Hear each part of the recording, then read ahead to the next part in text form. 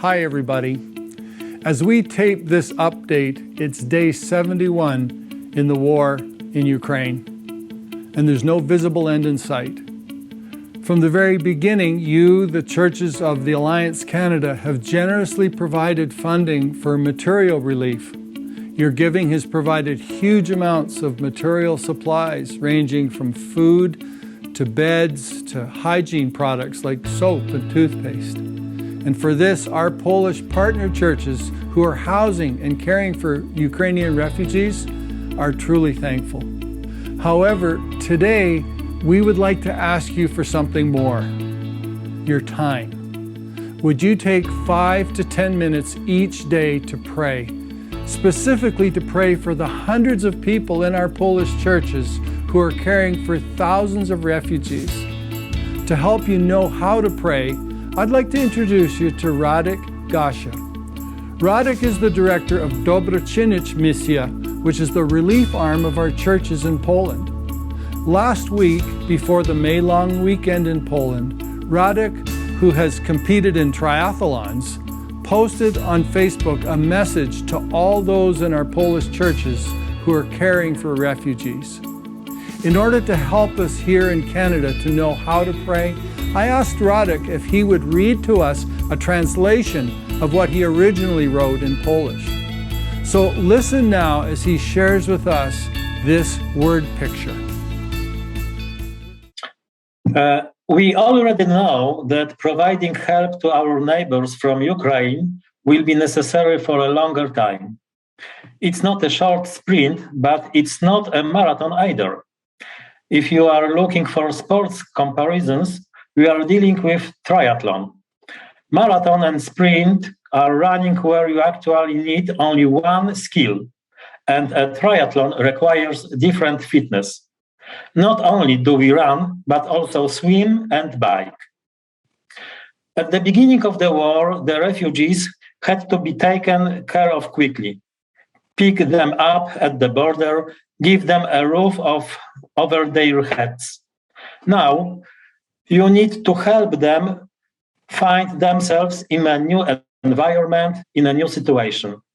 This requires a different approach and commitment. In triathlon, for me, the worst thing is to switch from one discipline to the other. When you get off your bike to start running after kilometers of riding, your leg muscles do not want to switch to a new working mode. The first few tens of meters of running is quite challenging. You have to bite your lips, turn your head, and pursue your legs to do a new kind of work. And many probably now have similar commitment to helping Ukraine, moving from one discipline to another.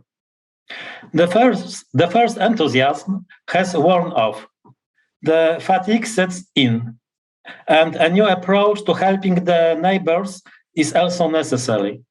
It's all about how you think and the preparation to overcome the challenges. When you recognize the dangers, when you prepare yourselves for the inevitable change of peace, you will survive crisis moments easier. And most importantly, not to give up. Triathlon has change zones to change the activity. It's important to strengthen yourselves in this zone. Maybe take a moment to rest and above all change the arrangements. You can ride a bike in a bathing suit. Many volunteers are tired, maybe even discouraged. Nobody said it was easy. Ironman triathlon is not a Sunday walk in the park, but the satisfaction of finishing this competition is great. And it's good to say at the end of the day that we made it to the finish line. With this word picture in mind, would you commit to pray 5 to 10 minutes a day? Pray for all those in our Polish churches that they would have physical strength. Pray that God would keep them from giving in to discouragement and that He would strengthen their resolve to go on. Pray that they would have wisdom as they're faced with decisions to be made almost every day. Unlike a triathlon, we don't know where the finish line is in this war. And so we need God's enabling. Finally, as you pray, would you think on the words of David in Psalm 18, where he says this, "In my distress I called upon the Lord and cried to my God for help. He heard my voice out of his temple, and my cry for help before him came into his ears."